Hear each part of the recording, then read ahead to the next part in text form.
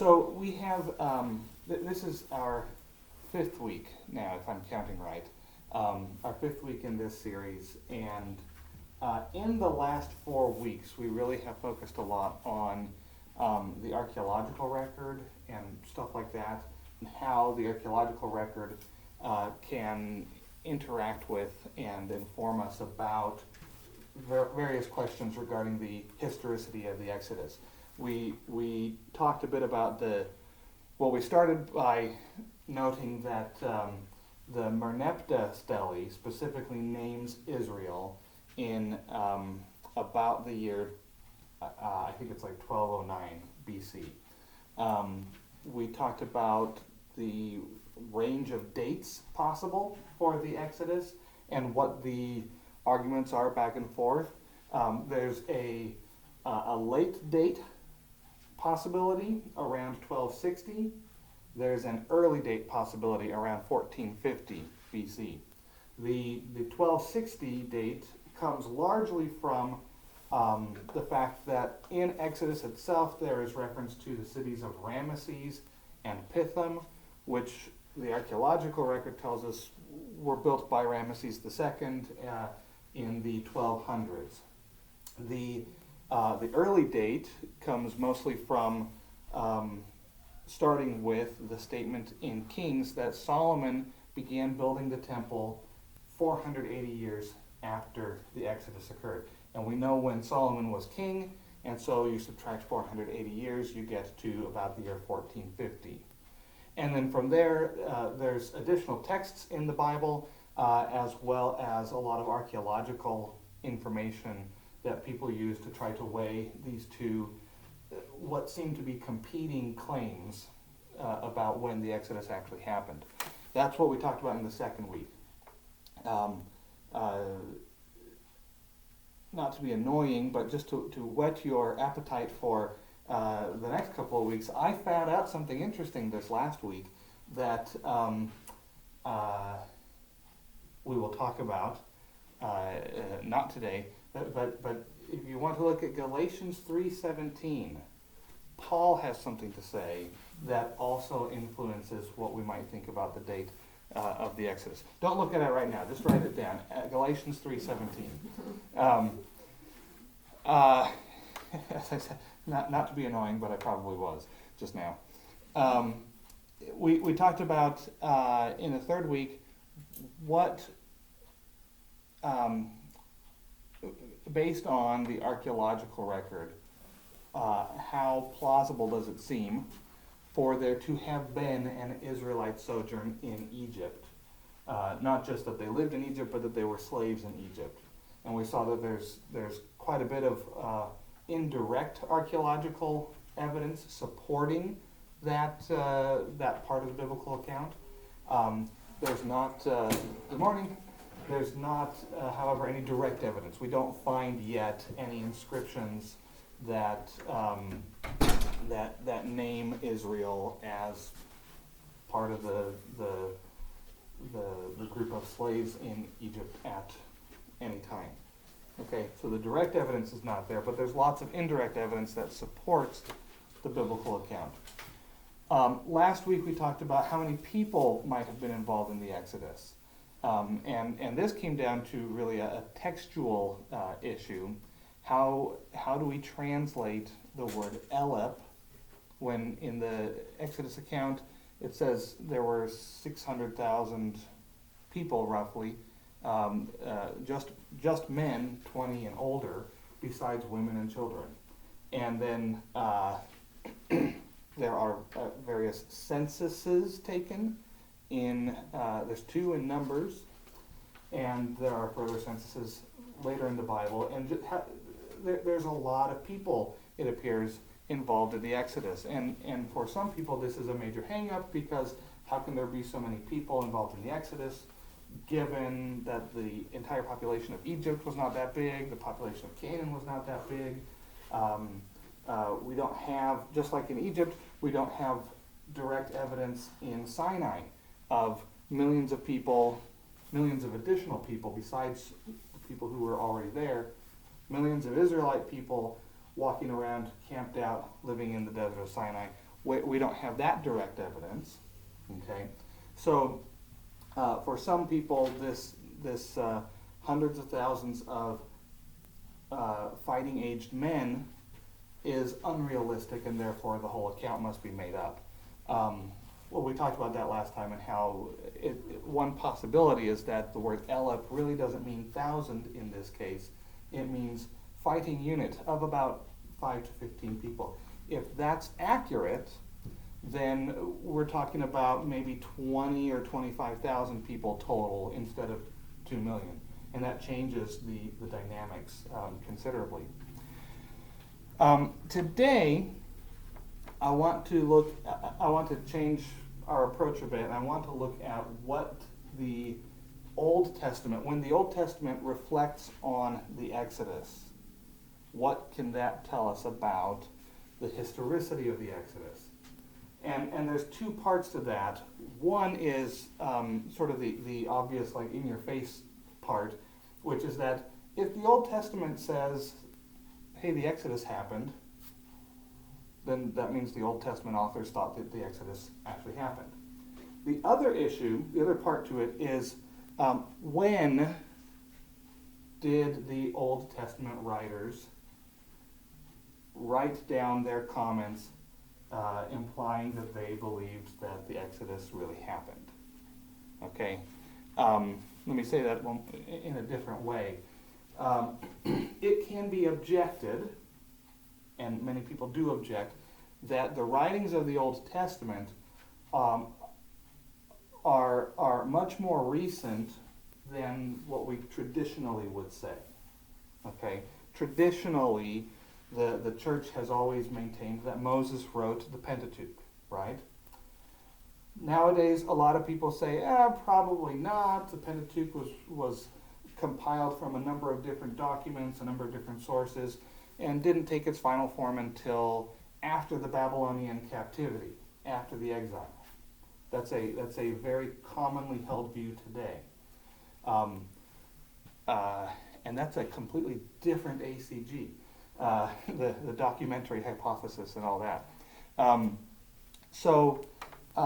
But the point is, it can be objected, even if one of the biblical authors says something that implies that the Exodus was historically an actual real event.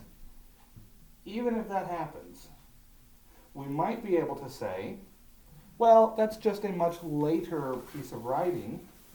Somebody somewhere invented the story of the Exodus, and someone much later believed that it was a historical event. That doesn't mean that it really was a historical event. That make sense? So that's an argument that can be made, and I want to try to address that. Yeah. I think a modern day equivalent would be that there are so many people, like just shortly after, that deny that the Holocaust ever happened. Yes, that would be. Even though we have people who are in it, yes. Eyewitnesses. Yes, that's a good point. That's sort of a reverse case where many people today, I don't know how many, hopefully not that many, but there are some certainly, who rather than inventing a Holocaust, they go the other direction. They invent the idea that the Holocaust did not in fact happen. Mm-hmm. Yeah. So that's exactly the same kind of thing, except in reverse. Instead of saying it didn't happen, somebody comes along and says it did happen. It's a fun story. It's a creation myth. It's a piece of poetry or something that was created in order to celebrate and establish the authority of the king of Judah. Well, I mean, they're saying that it's a myth. Yes. That somebody created, like they're saying about the Exodus. Yes, that's true. Yeah. Good point. Okay, yeah, you're right. That's exactly parallel. I take back what I said a minute ago. Yeah. Just real quick, is there evidence, historical, archaeological, for an actual King David and an actual King Solomon? There is. Okay. Yes. That again, I'm going to say that's another. Yeah, for sure. ACG I altogether. figured. I'm just thinking yes or no. Yeah. I mentioned in the first week that there's a big book by Kenneth Kitchen called On the Reliability of the Old Testament, and he lays out like everything from an archaeological standpoint. He's an Egyptologist, retired, and this is just he's kind of putting everything in there. Mhm. So I would refer you to that. Sure. Yeah. So, any other comments or thoughts? If we're going to, let's see, right. So the Nehemiah, for instance, might say something that implies that the Exodus, that he believes the Exodus was a historical event. Fine. But Nehemiah, even without the documentary hypothesis, we would all agree that Nehemiah is rather late, post-exilic. So how do we know that the Exodus story wasn't made up during the reign of King Josiah, for instance? Okay, and by the time Nehemiah was around, it was just widely spread, and everybody believed it. So I want to take a look at not only what do various authors in the Old Testament say about the historicity of the Exodus, but also when were these writings in the Old Testament written, and how does that help us to push back? How far back can we push the belief in the historicity of the Exodus? Okay? That's a very long preamble, I'm sorry. So if you would, if you have a Bible with you, turn to Nehemiah chapter 9. And again, the written document for today will be up on the website with the video. The headings that I chose for today's document are a little bit more on the cheeky side. Heading number 1, Nehemiah believed in the historicity of the Exodus. So Nehemiah chapter 9, this is immediately after Nehemiah and the people have completed the construction of the walls of Jerusalem. Okay, they have celebrated the Feast of Booths, which, by the way, dates back to the Exodus. And now they are praying a prayer to confess their sin. And part of this prayer is a historical rendition of God's dealings with Israel. And so if you look, starting at verse 9, Nehemiah chapter 9, verse 9, the people say to God, "And you saw the affliction of our fathers in Egypt, and heard their cry at the Red Sea, and performed signs and wonders against Pharaoh and all his servants, and all the people of his land. For you knew that they acted arrogantly against our fathers. And you made a name for yourself, as it is to this day. And you divided the sea before them, so that they went through the midst of the sea on dry land. And you cast their pursuers into the depths, as a stone into mighty waters.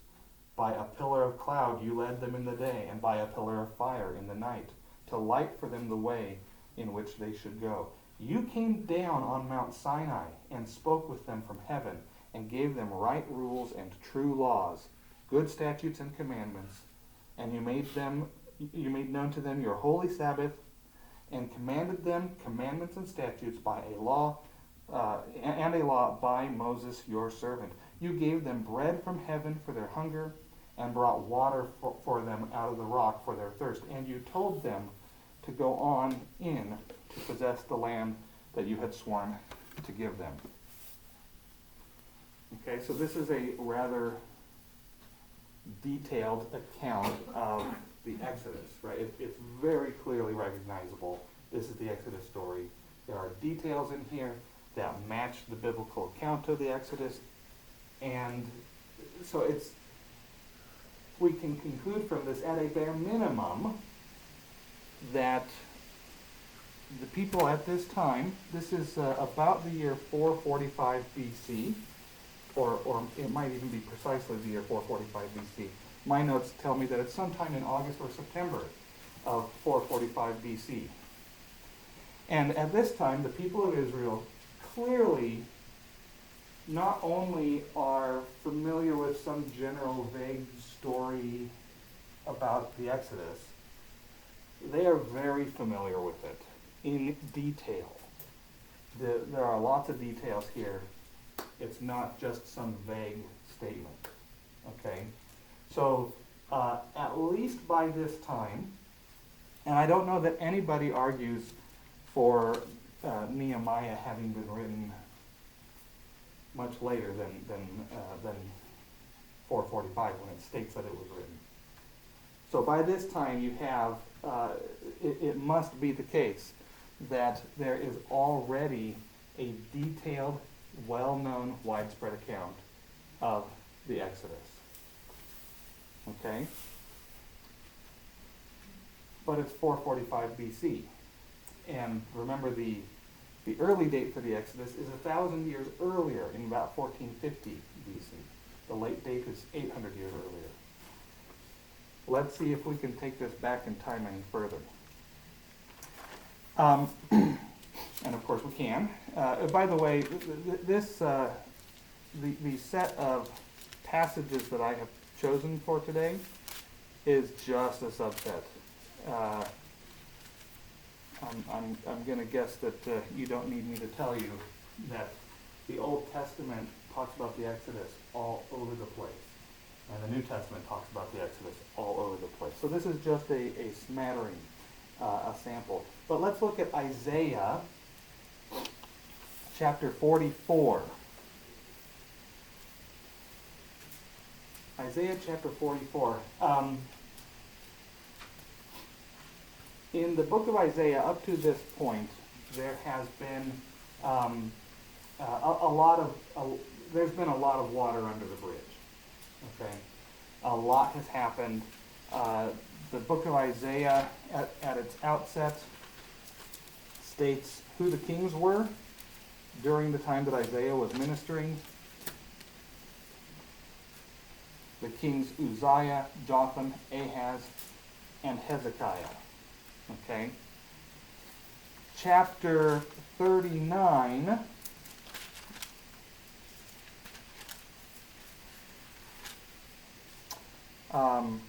Not 39. Well, up until chapter 39, through chapter 39, the book of Isaiah is talking about Hezekiah and his reign. There are several chapters dealing specifically with Hezekiah. And at the end of that bit of prose section of Isaiah, ending in chapter 39, we have the story of the envoys coming from Babylon to Jerusalem. Hezekiah entertains them, shows them the treasury. He thinks that they're having a great time. And Isaiah starts to prophesy that the people of Judah, the people of Jerusalem, are going to go into exile to Babylon, where these envoys have come from. Okay? And then immediately, chapter 40, after that terrible news, and Hezekiah says to Isaiah, the word of the Lord that you have spoken is good. For he thought there will be peace and security in my days. But God has just said, after that, things are not going to go well. So there's bad news right there. And so chapter 40 begins, comfort, comfort my people, says your God. And we have then a series of prophecies that, as I'm sure you know, are just wonderful prophecies about God's future redemption and deliverance of his people. And the last part of the book of Isaiah is just amazing. Now, that's the context here. Starting in chapter 44, verse 21, we have what I believe is the beginning of an extended poem that runs until the beginning of chapter 52. Okay, at least if I flip through the pages of my Bible, this section is clearly poetic. I am not a Hebrew scholar, so I can't tell you, and I didn't have time to look it up. I can't tell you if this is truly a single poem or if people think that there's multiple poems one after the other. To me, it looks like it's a single poem. And this single poem, we'll call it a single poem, if you sit down and just read it through sometime, we won't do that right now. If you just sit down and read it from 44 to 52, just the poetic parts, and read it with, in the back of your mind, the Exodus story. It's really an interesting read. It's interesting and great on its own, but if you also specifically think, okay, where is he making allusion to the Exodus? It's a very interesting read. There's a bunch of allusions to the Exodus in this poem, and I want to highlight some of them. Isaiah 44, 21 through 28, for instance. I'm not going to read all of those 7 verses, but I'm going to kind of skip around within them. It starts off, "Remember these things, O Jacob and Israel, for you are my servant. I formed you. You are my servant. O Israel, you will not be forgotten by me. I have blotted out your transgressions like a cloud, and your sins like mist. Return to me, for I have redeemed you." Skipping ahead a ways. "I am the Lord, who made all things, who alone stretched out the heavens, who spread out the earth by myself, who frustrates the signs of liars and makes fools of diviners, who turns wise men back and makes their knowledge foolish." Skip a little bit. "Who says to the deep, be dry, I will dry up your rivers."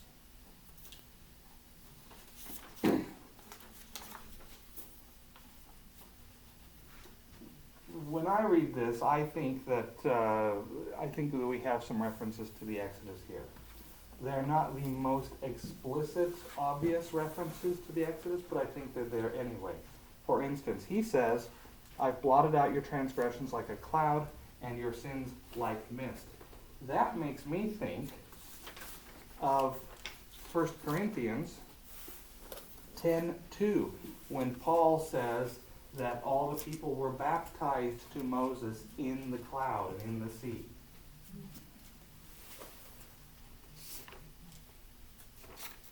When this passage talks about, at the end of this passage, God says, "To the deep, be dry, I will dry up your rivers." That sounds like the parting of the Red Sea. When he says, in the middle of this particular passage, that God is the one who frustrates the signs of the liars and makes fools of the diviners, who turns wise men back and makes their knowledge foolish. That to me sounds an awful lot like the contest between Moses and Aaron and the wise men of Pharaoh. Remember, this is how, before the plagues begin, this is how the confrontation starts. "Throw down my staff, it turns into a snake." Oh, we can do that too. Watch. Throw down our staffs, it turns into a snake. But Moses' staff swallows up the other staffs, right? The first plague, turn the water into blood. Pharaoh's wise men say, "Oh yeah, we can do that. We'll turn the water into blood." Okay, but that's really not a good idea for the Egyptians. And we will see reference to this first plague of Egypt in further passages. So we have here in these verses in chapter 44 a few allusions, I think, to the Exodus. We can continue deeper into this poem. Look at Isaiah 46, verse 5. "To whom will you liken me and make me equal, and compare me that we may be alike? This is God speaking. To whom will you liken me and make me equal, and compare me that we may be alike? Those who, having gold from the, I've got a typo in here clearly, lavish. Those who lavish gold from the purse and weigh out silver in the scales, hire a goldsmith, and he makes it into a god. Then they fall down and worship. Now that could be an allusion to the golden calf incident. Skip ahead to verse 10. No, I'm sorry, verse 8. Remember this. God is just telling them, you think that you can take gold and make a god, and hire a goldsmith to make a god, and then you bow down and worship it. Remember this, and stand firm. Recall it to mind, you transgressors. Remember the former things of old. That to me sounds like he's telling them, remember the golden calf incident, and how that did not go well, because a golden calf, an idol, is not God. Go ahead to Isaiah 48, verse 21. This is getting more explicit now. They did not thirst when he led them through the deserts. He made water flow for them from the rock. He split the rock, and the water gushed out. Whatever you might think about chapter 44 and chapter 46, which contains allusions without being super specific, this is a very specific allusion to the Exodus, right? They did not thirst when he led them through the deserts. He made water flow for them from the rock. He split the rock, and the water gushed out. This happened immediately after, or very shortly after, the crossing of the Red Sea, before they came to Mount Sinai. It happened again in Numbers, when God told Moses to speak to the rock, and Moses went up and struck the rock. And that, because of that disobedience, God told Moses, you will not enter the promised land. But the first time in Exodus, God specifically told Moses, strike the rock with your staff, and I will pour water out. And that is exactly what happened. Isaiah 50.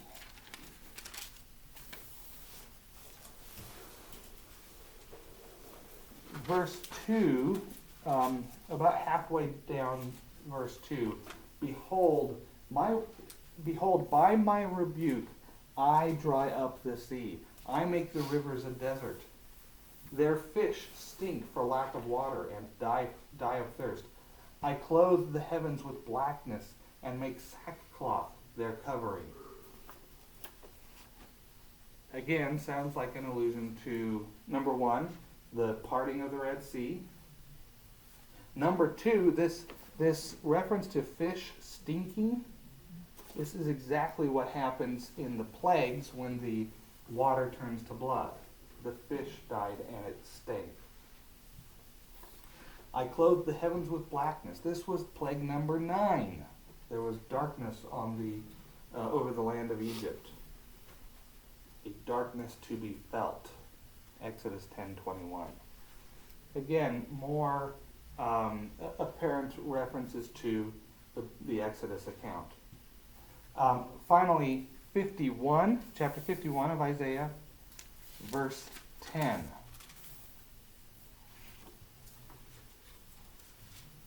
Now, the people talking to God, or Isaiah talking to God.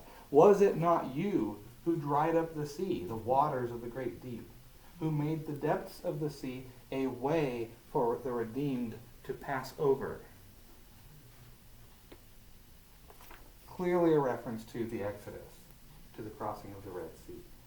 So here we are, the book of Isaiah, just one particular poem in the book of Isaiah that has tons of references to the Exodus. It's as if Isaiah thinks that the Exodus maybe really happened. He's talking about it like It really happened. Isaiah himself, as the first verse of the book points out, lived during the reigns of Uzziah and Jotham and Hezekiah and Ahaz.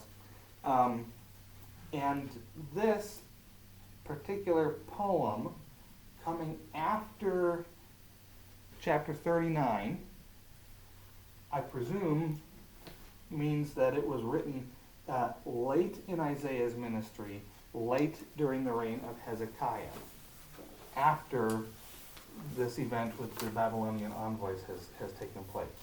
Okay? If that's accurate, then it's around 685 BC, 690 BC is when he's writing. So this is 250 years before Nehemiah.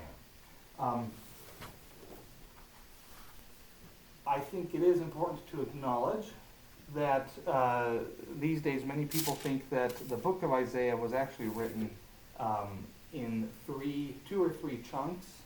Only the first chunk was actually written by Isaiah, and that ends at chapter 39.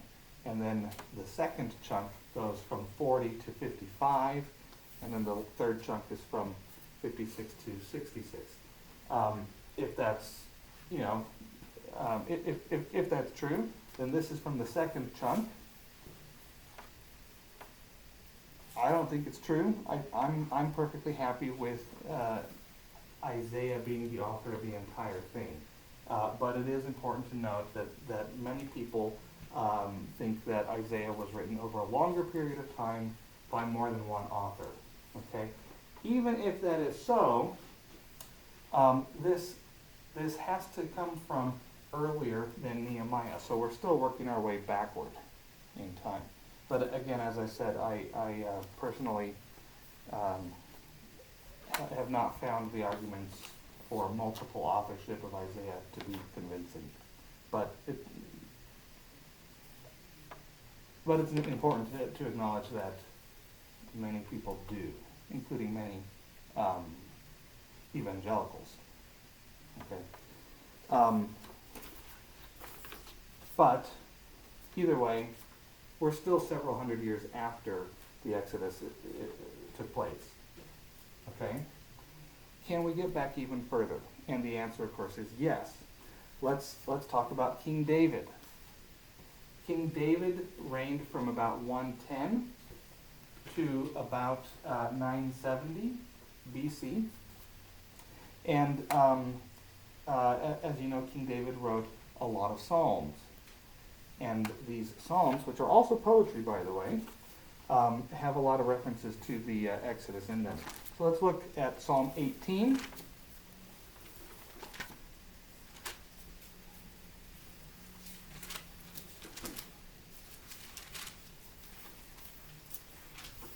Psalm 18, verse 12 and following. Out of the brightness before him, hailstones and coals of fire broke through his clouds. The Lord also thundered in the heavens, and the Most High uttered his voice, hailstones and coals of fire. A little further on, then the channels of the sea were seen, and the foundations of the world were laid bare at your rebuke, O Lord, at the blast of the breath of your nostrils. He sent from on high. He took me. He drew me out of many waters. He rescued me from my strong enemy and from those who hated me, for they were too mighty for me.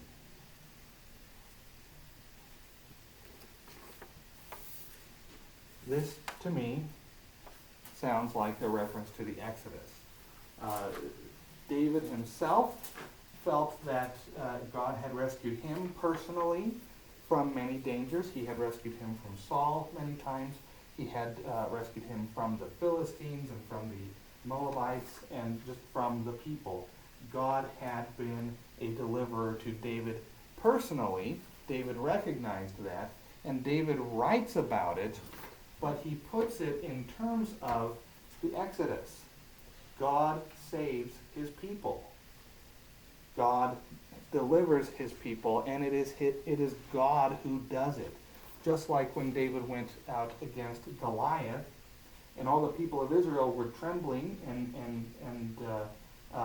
afraid to go out to face the Philistines, David comes up, and of course he's supposed to be a little boy. I don't know exactly how old he was, but he was a young man, and he comes up and says, "Who is this uncircumcised Philistine, that he should defy the armies of the living God? God is the one who fights for Israel. God is the one who redeems." And David felt that personally in his life, and he could connect that with the history of God's redemptive and salvific work in the Exodus. And he refers to that here. Hailstones and coals of fire. This is the 7th plague of Egypt. Hailstones and fire. The channels of the sea were seen. The foundations of the world were laid bare. At your rebuke, this idea that the Red Sea parting happened because God rebuked the sea, that's a common theme here. Also, at the blast of the breath of your nostrils. In Exodus it says that an east wind blew. God caused an east wind to blow, and that was what part of the sea. We shall see here, and again in, I think it's in the Song of Moses. Yes, it's the Song of Moses. It's described more poetically, not as an east wind, but the blast of the nostrils of God that causes the sea to part. And again, he rescued me from my strong enemy. They were too mighty for me.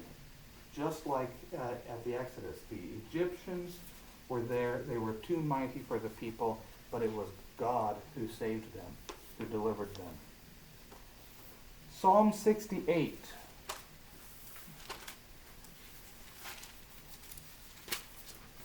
Psalm 68, verse 7. O God, when you went out before your people, when you marched through the wilderness, the earth quaked, the heavens poured down rain before God, the one of Sinai, before God, the God of Israel. We have here two interesting things. One, he says, when you, God, went before the people and marched through the wilderness. That sounds like the Exodus, right, in general. Also, he names God as the one of Sinai. This is particularly interesting because the word Sinai does not show up that often in the Old Testament outside of the Pentateuch, right? So during the Exodus account, Sinai is a really important place. It is named a lot, but in the Psalms, there is exactly one reference to Sinai, and this is it. In the rest of the Old Testament, references to Sinai are restricted to the Pentateuch, Judges, and Nehemiah. We already read the part about Nehemiah, from Nehemiah. Okay? Sinai, talking about Sinai, naming Sinai, is a clear reference to the Exodus. And it's paired here with this idea that God marched through the wilderness before the people. Okay, so David is referring again and again and again to things that have happened in the past that it would seem that he believes actually happened. And these things are the Exodus. As far as the Psalms go, the pièce de résistance is Psalm 105 and 106. 105 and 106. Let's look at 105 first. Together, both of these Psalms tell the story of the Exodus in great detail. Okay? It does not say, unlike the other Psalms we've looked at so far, it does not say at the top of 105, a Psalm of David. It doesn't say that. There's no ascription of authorship here. But a condensed version of Psalms 105 and 106 is reproduced in 1 Chronicles. Where is it? 1 Chronicles 16, I think? Yes, 1 Chronicles chapter 16 reproduces in condensed form Psalms 105 and 106. The occasion is when David has brought the Ark of the Covenant to Jerusalem for the first time. This is very early in the beginning of David's reign in Jerusalem. David reigned for 7 years in Hebron, and then for another 33 years in Jerusalem. So we can date this psalm very precisely to about the year 1003 BC. Okay? And we have in this psalm, starting in verse 23, for instance, verse 23 going through 41, I'm going to be reading a little bit, skipping ahead, reading a little bit, skipping ahead, reading a little bit, skipping ahead, quite a bit for this one, because there's just so much detail. But it's in verses 23 through 41. Then Israel came to Egypt. Jacob sojourned in the land of Ham. Ham being the son of Noah, not the pork product. Moses and Aaron performed God's signs among them and miracles in the land of Ham. He sent darkness, turned their waters into blood. Their land swarmed with frogs. There came swarms of flies and gnats. He gave them hail for rain and fiery lightning bolts through their land. The locusts came. He struck down all the firstborn in their land. Then he brought out Israel with silver and gold. He spread a cloud for a covering and fire to give light by night. They asked, and he brought quail and gave them bread from heaven in abundance. He opened the rock, and water gushed out. Lots of detail. At least by the year 1003, David, at the very least, not only had some vague notion that something like the Exodus may have happened in the past, he knows it in detail. He lists, 8 of the 10 plagues? Yes, 8 of the 10 plagues are listed here. And except for the fact that he mentions darkness first, the rest of them are in the same order. He skips 5 and 6, but the rest of them are in the same order here that they appear in the book of Exodus. As soon as the Red Sea crossing had happened,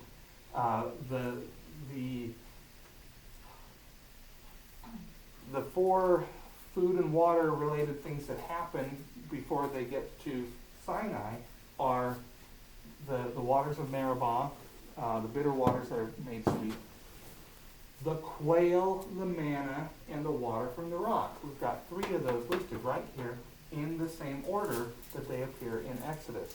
There's a lot of detail here. Bye-bye, Ann. I know you're trying not to be disruptive, there's a lot of detail here. David knows the story of Exodus in detail. Psalm 106, verses 7 through 33. Again, I'm just going to jump around a bunch. Our fathers rebelled by the sea, at the Red Sea.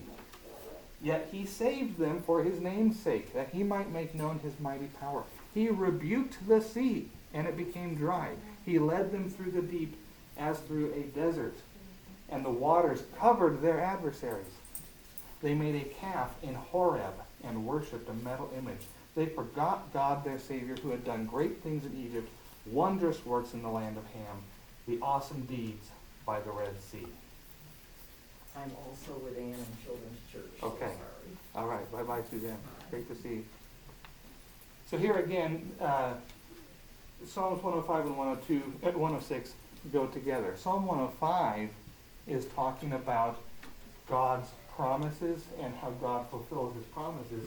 Psalm 106 is focused on Israel's unfaithfulness in the face of those promises and God's mercy in the face of Israel's unfaithfulness. Okay? So both of those together are telling this entire story. And in 106 we have specific reference to the parting of the Red Sea, the golden calf, and all the great things that God had done in Egypt. Okay? Now, interestingly, just like Sinai is not used that often in the Bible, Horeb is not used that often in the Bible. It's a synonym, basically, for Sinai. In this case, they made a calf in Horeb and worshipped a metal image. The word Horeb generally, maybe universally, is used to describe the location where Mount Sinai is. It's used to describe that location after the golden calf incident. Not so much before. There is one instance, not universally, there is one instance before when God appears to Moses in the burning bush. It is said to take place in Horeb. Okay? But after that, it's Sinai until the golden calf incident, and then it's Horeb again. And in this particular context, in Psalm 106, it's when he's talking about the golden calf that he refers to it as Horeb. So that's a detail that if you were just making something up, or if you were just vaguely aware of some such historical event, maybe it's a myth, maybe it's not, you might expect that detail to be missed. Yeah. Besides David writing in the Psalms about what he knows of the Exodus, collectively you have all the Jews at that time still doing the Passover, right? Yes. Yes. So there's not only the writings, there's also the practices of the Jewish people at the time. And yeah, they were celebrating the feast. They had the Ark of the Covenant still. This is David bringing the Ark of the Covenant to Jerusalem. So where did it come from? Well, David thinks that it came from the Exodus. And how fitting, when the Ark of the Covenant comes to Jerusalem, he sings 2 psalms, or one long psalm in 2 parts, about the Exodus. Kind of makes sense. So, and also, he's not doing this in secret somehow. He and the singers are singing this psalm to all the people. It's part of the celebration. Everybody knew this story. This wasn't something he made up just then and expected everybody to say, what is he talking about? Well, he's the king. I guess we'll go ahead and say, yay, it's correct. No, everybody knew this, and he's reciting it poetically in a psalm as praise to God. And this is in 1003 BC. So a mere 250 years after the Exodus actually took place, if we go with the late date. 450 years if we go with the early date. Okay, we're very quickly running out of time. I would point out that the Song of Deborah in Judges references Sinai in a way that makes me think she's talking about the Exodus. That is in Judges 5. Moses and Miriam, obviously they were there, right? If it actually happened, and if they were actually historical people, they were actually there. Eyewitnesses, and I think they were actually there. Real historical people. The Song of Moses in Exodus 15, immediately after the Red Sea crossing, writes, he sings this song, and Miriam sings it along with him with tambourines and music, and the people are celebrating. The horse and his rider God has thrown into the sea. Pharaoh's chariots and his host he cast into the sea, and his chosen officers were sunk in the Red Sea. At the blast of your nostrils, the waters piled up, the floods stood like a heap, the deeps congealed in the heart of the sea. Okay, so very clearly in the Song of Moses, referring back to the chapter before the crossing of the Red Sea. The reason I bring this up in particular, this is a song, a bit of poetry, embedded in the Exodus narrative.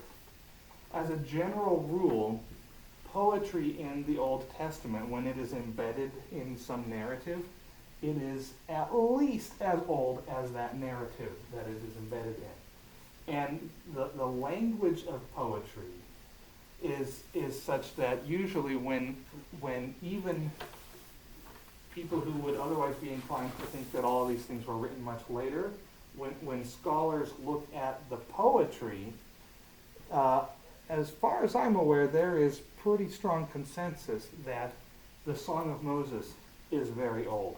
The Song of Deborah is very old. Okay? Even if you want to argue that the Pentateuch was written hundreds of years later, well, the Song of Moses was not. The Song of Moses is very old. And even if you don't think Moses himself wrote it, it's very old. I think Moses himself wrote it, and of course it refers to the Red Sea because the Red Sea party had just happened. Are you going to get to Joshua and Deuteronomy? I am not going to talk about Joshua and Deuteronomy at all. But of course, yeah, you could also look at Joshua and Deuteronomy. Well, there's something very interesting. Okay. In Joshua, first chapter, verse 8, it says, "The book of the law shall not depart from your mouth." So what is the book of the law? And if you go back to Deuteronomy 31, there's several things here. One of them is that the Lord teaches Moses a song to teach all the people so they don't forget. Mm-hmm. And then in verse, so starting in verse 22, Moses wrote the song and taught the Israelites. And then he finished writing the words of this law, so it's all these in a book to the very end. And he commanded the Levites to keep it next to the ark. So there, Moses has written Yes. all these laws and this song and everything. So it's right there at the very beginning. It's not something made up later. Right. Yes. I totally agree with you. Yeah. The skeptical response would be, well, of course that's what whoever wrote it later wants you to believe. But yeah, so that's where I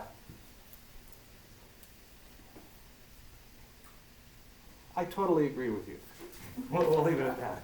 I mean, you're giving all this later information that everybody knows this, everybody knows this. Well, they were taught it. They were taught it At from the the very time. beginning. That's And exactly then they right. pass it down Yeah. with all the things It- that go around, the rituals that go around with it, everything. Yeah, it's not surprising that King David would know about this. Yeah. Yes, in detail. Yes, yes, It seems so obvious. it does.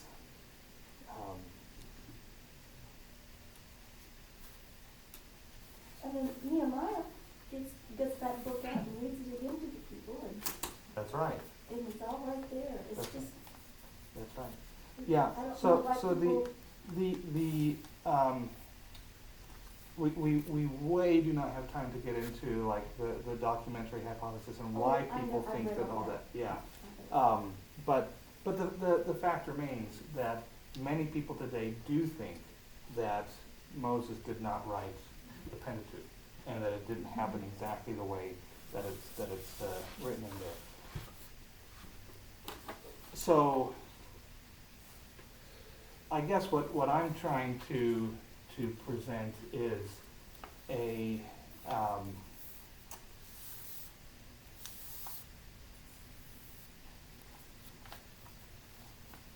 case that would not require someone to believe that Moses wrote the Pentateuch, and yet, hopefully, they could be convinced independently of that there is really good evidence that the Exodus did happen.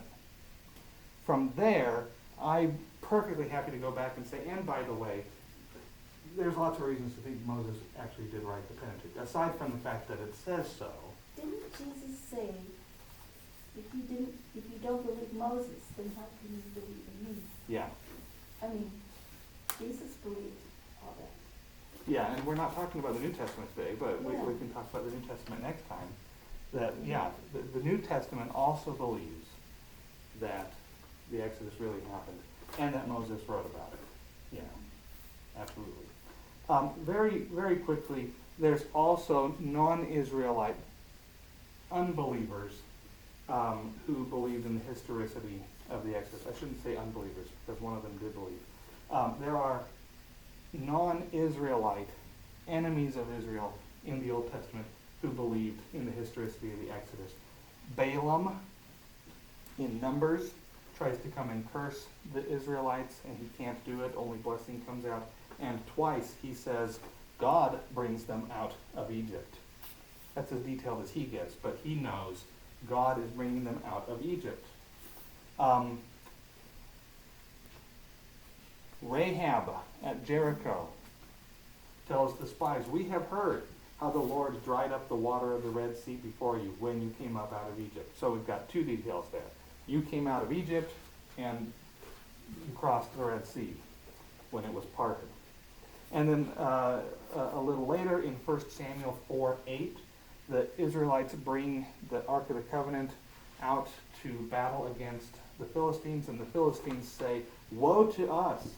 Who can deliver us from the power of these mighty gods? These are the gods who struck the Egyptians with every sort of plague in the wilderness. They've got the detail about how many gods there are wrong, but they know about the plagues of Egypt. Yeah. It seems like there would have to have been a very complicated set of adjustments to the scripture to establish that it didn't happen. I completely agree with you. Yeah. So we have all of these biblical writers from late to very early. We have not just Israelites, we have non-Israelites who are enemies of God, all of them providing us with evidence that they all at least believed that the Exodus really was a historical event. And the further back you go, the more people that you can find who believe that the Exodus happened.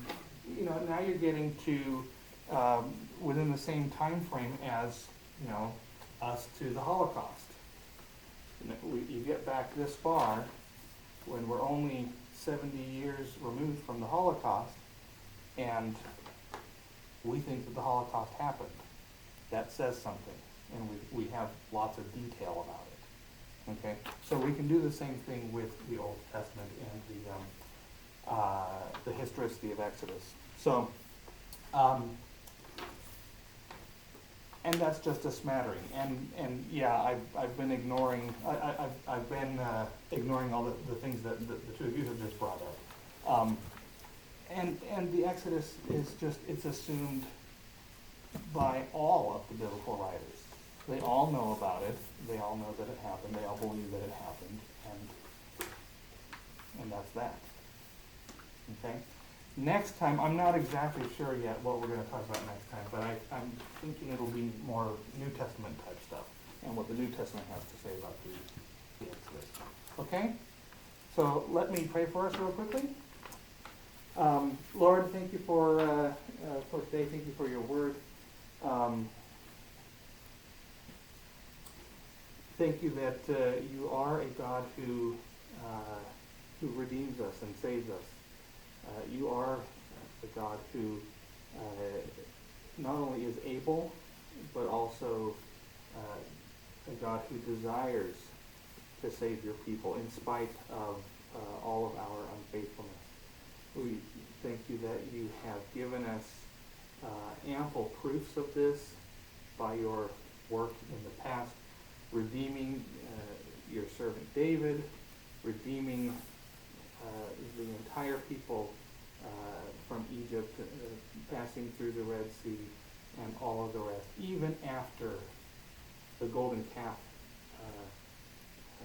at Mount Sinai, you still are a merciful God, and you do blot out our sins and our transgressions. We thank you for that, and we praise you. We ask that you be with us all in the week to come. We pray this in Jesus' name. Amen.